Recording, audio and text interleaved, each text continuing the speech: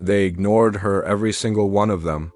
The aliens, the soldiers, even the diplomats who once called her a hero of Earth. She was invisible now, just another face in the aftermath of war. But when she saw him, the man who'd once been humanity's greatest enemy, she did something no one dared. She walked straight up to him, her voice trembling yet clear, and asked only two words that froze the entire hall.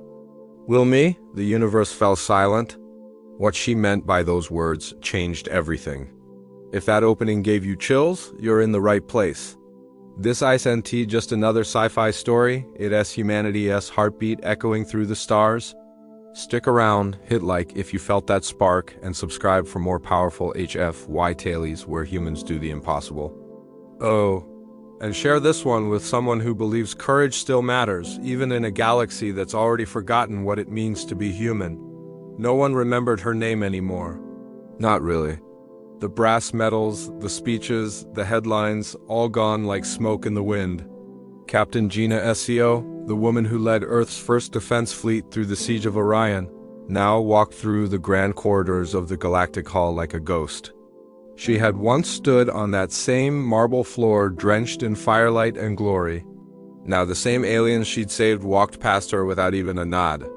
They whispered about trade routes, post-war reconstruction, treaties, anything but the humans who had bled beside them. It was strange how victory could make you disappear. A child with silver skin brushed past her, curious eyes flicking to the dull metal pinned on Gina's chest. Then, like everyone else, he looked away. Gina didn't blame him. Humanity had been useful when the galaxy was burning. Now that the fires were out, humans were just small again. But when the trumpets sounded, low, thunderous, and the hall fell into reverent silence, she looked up. Because walking through the great doorway was him, the man the galaxy feared. The man who had once sworn to end Earth. He entered like a storm wrapped in silence.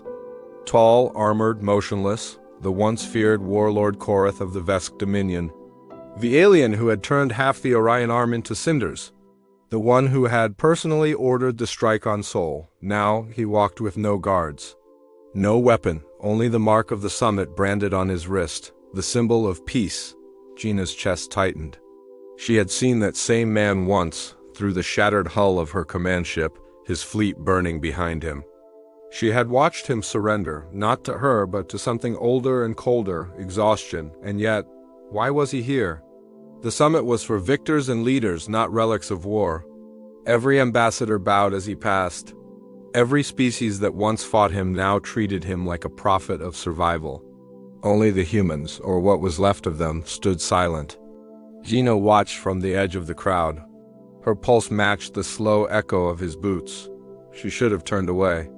But something in his eyes, that strange stillness, pulled her forward. Because deep down she realized the war might have ended. But the story between them hadn't. He stood at the center of the chamber, haloed by blue light from the ceiling. Every alien representative watched him, even the ones who had once sworn to destroy him. The air felt thick, like the galaxy itself was holding its breath. And then, through that silence, came the sound of human footsteps. Jina Seo walked forward, alone, no escort, no banner of Earth behind her. Just the steady rhythm of boots against marble. Korath turned. His eyes, burning gold and old grief, locked onto hers.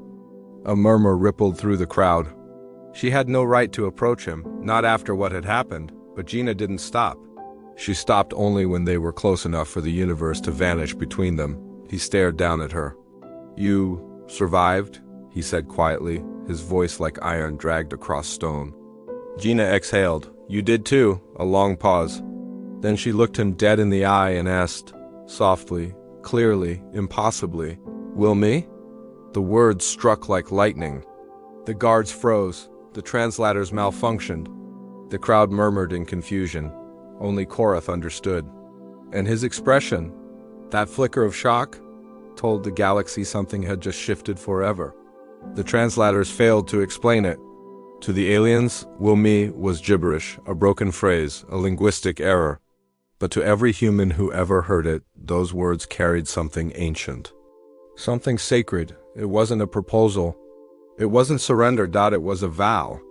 "Will me," the phrase soldiers whispered when they couldn't promise survival, only intent. It meant, if I fall, you carry the will, you keep going? Jina hadn't asked for love. She'd asked Korath to carry something heavier, the burden of remembering humanity. And somehow, impossibly, he understood. The great warlord, the man who had burned continents, sank to one knee, gasps filled the hall. His hand touched the ground in front of her, the universal gesture of oath. I will, he said quietly. For the first time in galactic history, an enemy of Earth bowed not to power, but to purpose. The summit cameras blinked red. The moment went viral before the delegates even rose from their seats. And in every corner of the galaxy, people began asking one question. What kind of species asks their greatest enemy to carry their will, and means it? The moment replayed across every world in the network. Billions watched the silent kneel, the alien warlord pledging himself to the will of a forgotten human soldier. No treaty, no bribe, no manipulation. Just a phrase that only humans could have made powerful, will me. Within days, the galactic councils were in chaos.